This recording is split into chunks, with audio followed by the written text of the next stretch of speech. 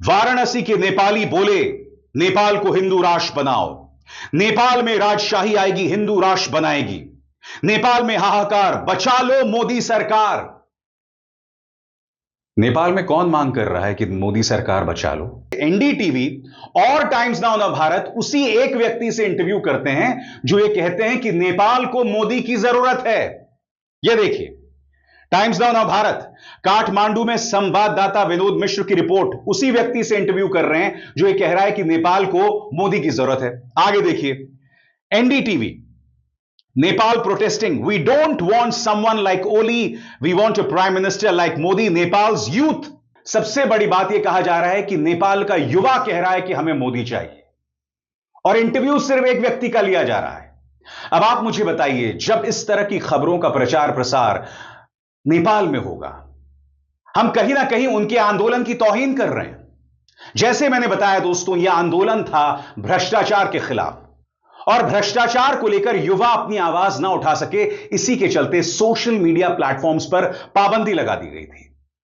और यही वजह है कि युवा सड़क पर उतरा, आंदोलन बेकाबू हो गया और कई जगहों पर बिल्डिंग्स को आग लगा दी गई जो नहीं होनी चाहिए थी। आंदोलन का मकसद भ्रष्टाचार के खिलाफ था, मगर यह हिंसक हो गया। कई जगहों पर यह बेकाबू हो गया और नहीं होना चाहिए था, मगर हमारा मीडिया उसको लेकर झूठ बोल रहा है। अब मैं आपके सामने पेश करना चाहता हूं मिसाल दैनिक जागरण की। दैनिक जागरण क्या कह रहा है, गौर किया जाए। नेपाल में सेना ने संभाला मोर्चा, जेन जी ने मांगा हिंदू राष्ट्र।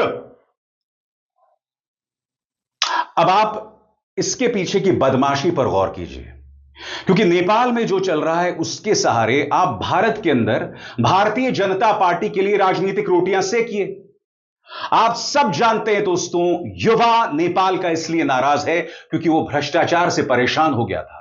वो इस बात को लेकर नाराज था कि देश के जो धन्ना सेठ हैं, देश के जो मंत्री हैं, उनके बच्चे अच्छे विश्वविद्यालयों में, यूनिवर्सिटीज में पढ़ाई कर रहे हैं, विदेशों में जाते हैं, मगर यहां का युवा पिस रहा है। वो इसलिए मैदान में था। मगर दैनिक जागरण क्या कह रहा है कि साहब हिंदू राष्ट्र की मांग हो रही है। और यह मत सोचिए दोस्तों कि सिर्फ दैनिक जागरण कह रहा है। पहली बात क्या कह रहे हैं कि इस आंदोलन के पीछे हिंदू राष्ट्र की मांग है। दूसरी बात क्या कह रहे हैं, आंदोलन के पीछे साजिश है, फॉरेन साजिश है। ट्रंप, पुतिन, सबका नाम लिया जा रहा है, यानी कि ट्रंप और पुतिन नेपाल में हिंदू राष्ट्र चाहते हैं। मैं आपसे एक सवाल पूछना चाहता हूं। नेपाल में इस वक्त उथल पुथल है, वहां पर अराजकता का दौर है, वहां का युवा सड़क पर है, भ्रष्टाचार को लेकर वो अपनी आवाज बुलंद कर रहा है, भ्रष्टाचार के खिलाफ अपनी आवाज को बुलंद कर रहा है। मगर भारतीय जनता पार्टी के नेता क्या कहते हैं कि नेपाल अगर भारत का हिस्सा होता तो ये नहीं होता। मैं आपसे एक सवाल पूछना चाहता हूं, क्या एक संप्रभु राष्ट्र ये सुनना चाहेगा, इस बेइज्जती को बर्दाश्त करेगा? यह भारतीय जनता पार्टी जो हर किसी को सर्टिफिकेट देती है कि तुम देशभक्त हो, तुम देशद्रोही हो, इससे ज्यादा देश के खिलाफ बयान क्या हो सकता है? जहां आप नेपाल का अपमान कर रहे हैं और नेपाल को भारत का दुश्मन बना रहे हैं। और यह मत सोचिए यह सिर्फ सम्राट चौधरी कर रहे हैं, पूरा गोदी मीडिया, उसका फोकस सिर्फ दो है। पहले यह बताना कि यह जो आंदोलन हो रहा है हिंदू राष्ट्र के लिए हो रहा है। दूसरा, उस आंदोलन में कहीं ना कहीं मोदी के एंगल को ले आओ, यानी कि उस आंदोलन में भी प्रधानमंत्री नरेंद्र मोदी को इसका क्रेडिट दे दिया जाए या प्रधानमंत्री नरेंद्र मोदी की तारीफ की जाए। इस सब की चर्चा मैं करूंगा पूरे प्रमाण के साथ, क्योंकि गोदी मीडिया और भाजपा जो कर रहा है वो राष्ट्रहित में नहीं है दोस्तों। नेपाल की जनता में नाराजगी पैदा करना है भारत के खिलाफ, और यह राष्ट्रहित कभी नहीं हो सकता। सबसे पहले सुनिए बिहार के डेप्यूटी चीफ मिनिस्टर सम्राट चौधरी को, जो दोष मढ़ रहे हैं पुरानी सरकारों पर और यह भी कह रहे हैं कि नेपाल अगर भारत का हिस्सा होता तो यह सब नहीं होता। नेपाल यदि आज भारत का अंग होता, वहां शांति भी होती, तो नेपाल में खुशहाली भी होती। सोशल मीडिया को लेकर के सम्राट जी सवाल उठ रहे हैं, क्या कोई गाइडलाइन कड़ा बनना चाहिए जो नेपाल में जिस तरह से हुआ है सोशल मीडिया को लेकर? नहीं, देखिए लोगों में असंतोष होता है, लेकिन अराजकता नहीं होना चाहिए। मैंने कहा कि आज यदि वो भारत का अंग होता तो आज नेपाल भी समृद्ध होता। यदि पाकिस्तान भारत का अंग होता तो आज भारत के साथ वो समृद्ध होता। मैं तो स्पष्ट कह रहा हूं कि ये कांग्रेस की भूल है जिसके चलते हमको ये झेलना पड़ रहा है। मैं आपसे एक सवाल पूछना चाहता हूं, क्या नेपाल की जनता ये बयान सुनना चाहती है? बताइए, नेपाल के लोग जो हैं वो इस वक्त एक बहुत ही निर्णायक दौर से गुजर रहे हैं। भारत का कर्तव्य होना चाहिए कि हम अपने तजुर्बों से उन्हें एक सकारात्मक दिशा प्रदान करें। कई बार नेपाल को उस दिशा की भी जरूरत नहीं है, मगर हो क्या रहा है, जो जहर हमारा मीडिया उगल रहा है, जो अनाप शनाप बातें हमारा मीडिया उगल रहा है, उसके चलते आम नेपाली सड़क पर गोदी मीडिया से नाराज है। मैं आपके सामने दो मिसाल पेश करना चाहता हूं। सबसे पहली मिसाल है किस तरह से TV9 का एक रिपोर्टर लगभग पिटते पिटते बचा है। दोस्तों, वो लगातार कह रहा है कि हम तो नेपाल के खैरख्वाह हैं, उनके हितैषी हैं, मगर जो लोग वहां प्रदर्शन कर रहे हैं वो सुनने को तैयार नहीं है। किसी तरह से रिपोर्टर पिटते पिटते बचा है। देखा जाए। हम उनको हटाना चाहते हैं, चाहते हैं जो निष्पक्ष हो, ईमानदार हो, फेवरेटिज्म ना करे, क्रिटिसिज्म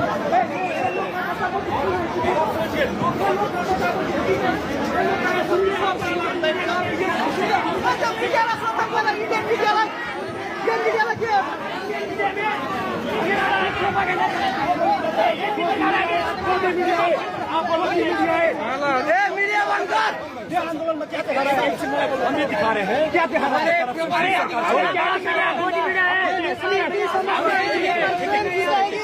आपका इंडिया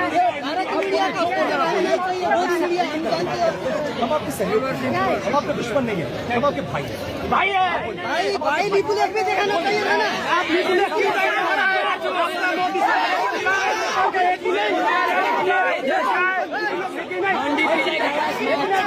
और यह अपवाद नहीं है। अंबानी के न्यूज चैनल का रिपोर्टर वहां जाता है और देखिए सड़क पर मौजूद लोग किस तरह से चिल्ला रहे हैं। देखा जाए। और देखिए बिल्कुल यहाँ पे बहुत सारे, ये भी कुछ कहना चाह रहे हैं जी। देखिए बहुत सारे यहाँ पर यूथ हैं, कुछ लोगों के अंदर गुस्सा भी है, लेकिन हमारे साथ यहाँ की जो लोकल जर्नलिस्ट है वो लगातार यहाँ पे हमें बताएंगी। इन्होंने अपनी बात रखी यहाँ पर नेपाली लैंग्वेज में, और ये लगातार यहाँ पर अपनी बात रखने के लिए लोग जो हैं वो यहाँ पर इकट्ठे हो रखे हैं।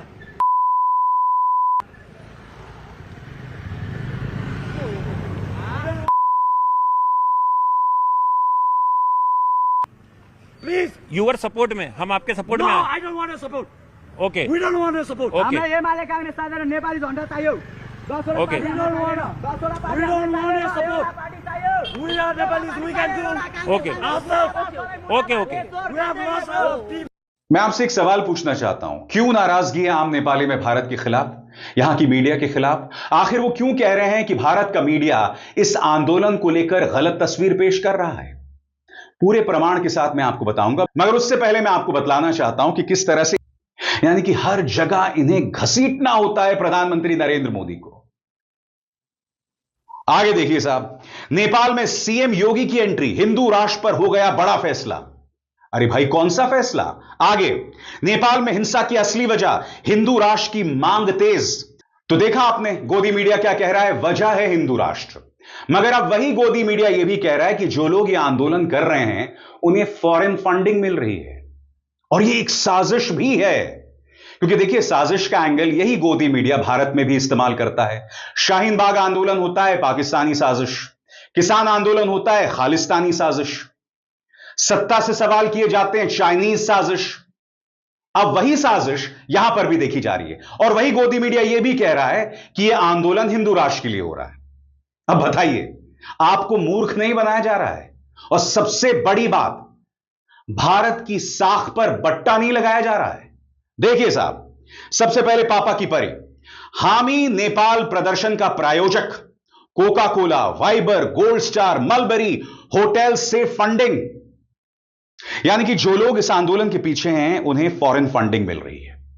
आगे गुल्लू क्या कह रहा है, रील के लिए जेन जी रेवोल्यूशन। तिहाड़ी आपके स्क्रीन पर, नेपाल में विरोध प्रदर्शन, साजिश वाला कनेक्शन। और सबसे बड़ी बात, फॉरेन फंडिंग को लेकर भी ट्रंप की भी बात की जा रही है, चाइना की भी बात की जा रही है, पुतिन की भी बात की जा रही है। अरे भाई फैसला कर लो ना कि इस आंदोलन के पीछे ट्रंप है, पुतिन है, चाइना है, या तीनों मिलकर काम कर रहे हैं, और ये तीनों नेपाल में हिंदू राष्ट्र बनाना चाहते हैं। किसको मूर्ख समझते हो तुम लोग? आगे देखिए साहब, दुनिया के पहले जेन जी आंदोलन के पीछे डीप स्टेट हर चीज में इनको डीप स्टेट दिखाई देता है साहब, हर चीज में साजिश दिखाई देती है। आगे देखिए, नेपाल में तख्ता पलट के बाद निशाने पर मोदी, कौन बोला आज नेपाल कल भारत का नंबर।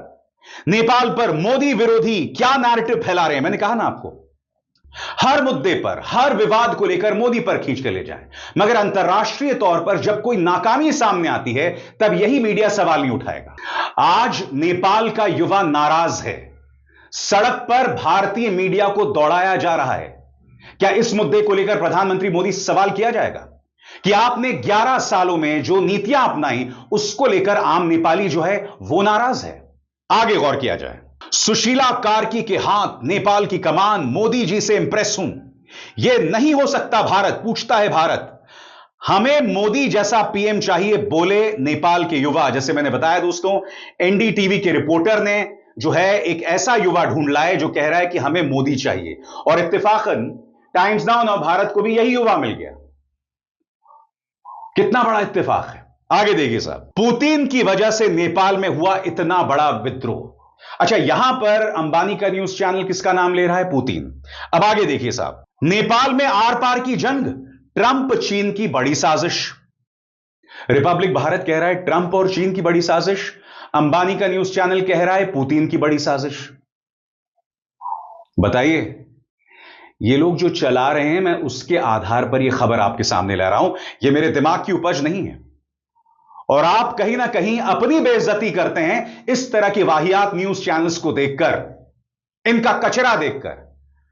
मुद्दा यह नहीं है कि ये लोग आपको भ्रमित कर रहे हैं, मुद्दा यह है कि नेपाल के मुद्दे पर ये लोग भारत की अंतर्राष्ट्रीय साख को नुकसान पहुंचा रहे हैं। जैसे कि सम्राट चौधरी ने एक निहायती वाहियात बयान दिया था। आगे देखिए साहब, नेपाल तख्ता पलट के पीछे ट्रंप का हाथ, न्यूज 18। इत्तेफाकन ये वही न्यूज 18 है जिसने चलाया था पुतिन है पीछे। अब इन दोनों खबरों को देखिए, इनफैक्ट पूरे स्क्रीन पर देखिए। एक तरफ न्यूज 18 कह रहा है ट्रंप का हाथ, और दूसरी तरफ न्यूज 18 कह रहा है पुतिन का हाथ। जनता को मूर्ख समझना बंद कीजिए।